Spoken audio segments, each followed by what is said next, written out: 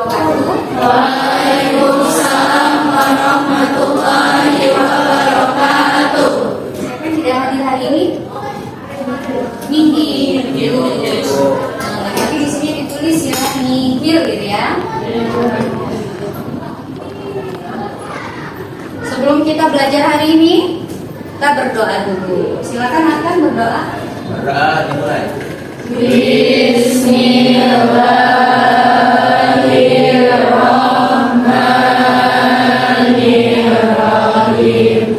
Rabbi shrah li sadri wa yassir li amri wahlul 'uqdatam min lisani yafqahu qawli. Rabbi zidni ilma warzuqni fahma. Amin. Baik, kalau sudah berdoa, artinya sudah siap belajar. Sebelum kita belajar hari ini, kita nyanyi dulu ya. Silakan berdiri. Kelasnya hari ini udah bagus, sudah bersih ya. Ya, Bu. Semangat harus ya, suaranya dikeluarkan. Ya. Lagunya Tanah Air. Tahu semua lagunya?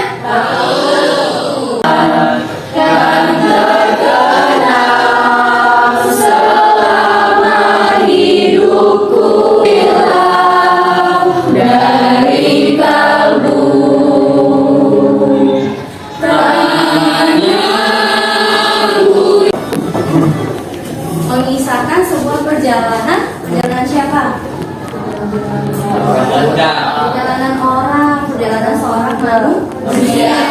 Contohnya Bapak B.J. Habibie. Sejauh apapun Bapak B.J. Habibie itu menempuh pendidikan, baliklah juga dia ke tanah air. Tujuan dari rumah ke sekolah apa? Belajar ya. Nah, tujuan dari rumah ke sekolah adalah belajar, berarti konsentrasi untuk menerima pelajaran. Minggu lalu kita sudah belajar tentang ekonomi ya, Ramizan. Ada mana? Oke, kegiatan ekonomi ada berapa? Ada 3. 1, 2, 3. Mantap. Jadi kegiatan ekonomi itu ada 3. Ulangi Radit. Mana Radit? Pertama ada kegiatan produksi Dan distribusi ya. Nah, hari ini kita akan belajar mengenai permintaan. Topik yang akan saya sampaikan, kita akan menggunakan pembelajaran dengan modelnya yaitu PGBL ya, Project Based Learning. Nah, project based learning berarti ada project yang akan dihasilkan. 1. Peserta didik mampu menganalisis pengertian dan permintaan dengan benar melalui berbagai kritis dan kreatif. 2. Peserta didik mampu menganalisis faktor-faktor permintaan dengan benar melalui berpikir kritis dan kreatif. Jadi dituntutlah kalian tuh berpikir kritis dan berpikir kreatif. Enggak ya. Sekarang kita lihat, amati gambar berikut. Pada gambar di atas menunjukkan beras sebagai salah satu jenis sembako yang rentan mengalami kenaikan harga. Pening lah kalau emak kita kan? Naik semua katanya. Terus berdasarkan pantauan MNC Portal Indonesia di Pasar Palimo Palembang, di pasar kita ya, harga beras sampai tembus 70.000 per kilo dari harga normal 50.000 per kilo. Menurut kalian, faktor-faktor apa saja yang melatar belakangi kenaikan harga beras? Apa ya? Ya, siapa namanya? Nadib. Apa Nadib? Ada faktor peningkatan penduduk. 1. Faktor peningkatan penduduk. Terus Lahan, Bu. lahan. Terus Petaninya, Bu. Kan petani itu kan butuh bibit untuk anaknya. Mungkin bibitnya itu tuh kurang, jadi produksinya itu menurun, Bu. mantap. Tepuk tangan dulu untuk Radit. ya dapat 1 biskuit lah dari saya. Mereknya biskuit ya, bukan biskota. Oke. Mantap. Sekarang Ais.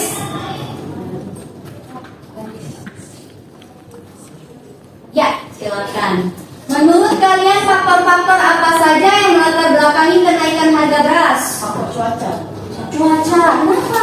Karena kalau misalnya cuacanya hujan terus kan lahan yang dipakai untuk nanti jadi banjir ya. Bisa menyebabkan gagal panen. Mantap kali. Kok predik banget? Oh enggak. Makanya kata Cinta Laura kan capek, becek, gak ada ojek ya. Kalau hujan capek, jadi gagal panen. Nah itu maksudnya. Oke, karena dia semangat jawabnya benar, dapat apa dia? Enggak, dapat biskota lagi. Jadi apa? Pelajaran ini disponsori oleh. Bagus ya. Jadi karena faktor pendapatan kata si Nadif tadi, terus karena faktor penduduk gitu ya, terus karena faktor juga cuaca gitu ya. Oke, lanjut next. Pintar ya. Apa itu permintaan? Kalau misalnya cuma bisa mampu memproduksi sebanyak, bisa kita ambil TV sebanyak 100 TV. Nah, permintaan penduduk ini kita ambil dari permintaan itu, maka permintaannya tersebut cuma bisa sampai 50. Nah, permintaan tersebut tuh masih bisa dibilang cukup bisa dibilang cukup karena produksinya tuh masih terbilang cukup tinggi ketimbang permintaannya. Nah, tapi jika permintaannya tersebut melebihi produksi yang besar, permintaannya tersebut 150, maka produksinya harus kita pikirkan setelah kita diskusikan keadaan beras, ya. Terus setelah kita diskusi misalkan dari produksi beras di dalam pabrik. Jadi apa faktor-faktor permintaan ini? Apa yang mempengaruhi permintaan? Katanya tadi kata Bu Rizky posisikan diri sebagai pembeli. Apa faktor-faktor permintaan? Angkat tangan. Oke. Harga barang. Oke. Jumlah penduduk. Sabar. Satu harga. Kenapa harga barang ini? Karena kayak ibu bilang tadi kan kita tuh kalau misalnya mau beli sesuatu pasti memikirkan harganya tuh pengen yang murah, tapi terus kualitasnya bagus. Iya betul. Oke, 1 harga. 2 jumlah penduduk. Kenapa? Karena kalau misalnya jumlah penduduknya banyak berarti permintaan juga. Kalau jumlah penduduknya banyak, permintaannya juga banyak. Mantap. 3, siapa yang bisa? Oke, mantap. Ditunggu-tunggu nih dari tadi. Selera masyarakat. Selera masyarakat. Kenapa? Karena suatu barang itu harus standar masyarakat karena agar suatu barang tersebut diminati oleh masyarakat. Jadi biar faktor permintaan itu tercukupi. Iya betul. 4. Oh, maaf, sabar. Jadi saya. Oke, 4. Prediksi harga di masa yang akan mendatang. Prediksi harga di masa yang akan datang. Maksudnya gimana itu? Kayak misalnya tuh bensin. Oke. Kalau minyak. Oke. Apa minyak? Ya sayur. Minyak sayur. Oke. Ya, sayur. Tukang gorengan pasti. Nah, kalau misalnya minyak sayur itu yang bukan misalnya itu ada prediksi yang akan mendatang tuh nanti tuh minyak sayur itu kayak naik kan harganya. Jadi orang tuh kayak berbondong-bondong tuh ngestok minyak sayur di rumah biar nanti tuh waktu masa yang akan mendatang itu udah mahal tuh biar nanti mereka nggak beli lagi. Kayak misalnya 1 liter tuh 70.000 misalnya. Mau dapat harga yang mahal. Mantap. Tepuk tangan untuk kita semua. Berbeda-beda. Terus ini pertanyaan. Berarti kalau untuk pendapat dari berbeda-beda tadi mungkin berarti. Iya betul, harusnya congkir. Atau dari istilahnya adalah UMR, upah minimum regional, ya. Tergantung dari daerahnya. Satu ada Aulia, Keisa, Seril, Andi, Humairo, Ashifa, Azhara. Kelompok 2 ada Arkan, Nafisa, Alia, Rameza, dan Ais. Kelompok 3 ada Nadif, Masayu, Kanaya, Komita, Dila. Kelompok 4 ada Radit, Aisyah, Nilwa, Naila, Adinda, Amira. Silakan berbenturan kelompoknya. Yang cepat buat kelompok akan dapat dipisah. 1, 2, 3, 4. Angkat tangan bedanya ya.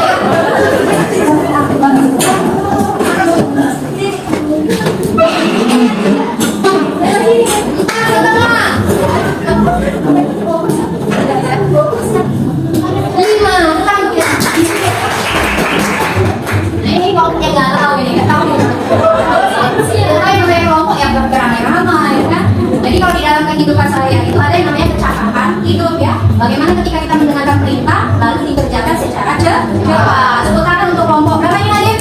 Kelompok 3. Kami ngapain? Kan? Next.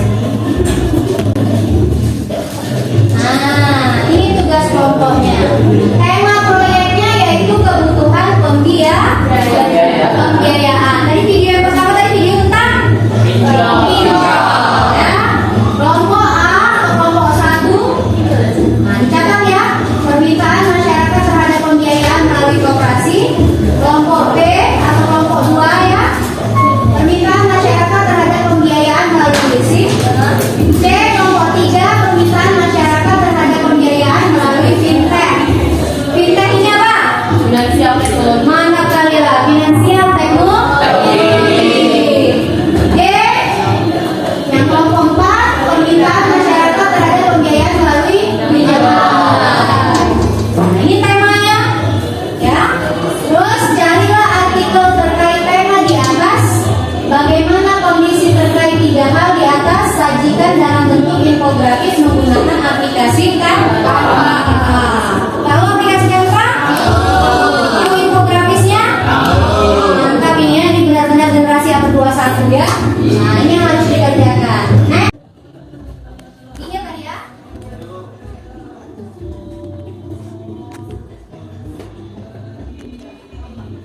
Sudah masukkan APD-nya? Sudah ya. Oke, sekarang silakan mencari artikel. Kalau ada yang mau ditanya. Oke, pemantapan. Oke, nah itu yang harus dibuat ya. Bentar, apa? Mana kelompok ketiga? Hari pertama ngapain?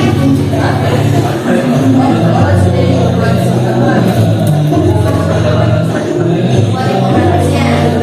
Terus? Hari kedua?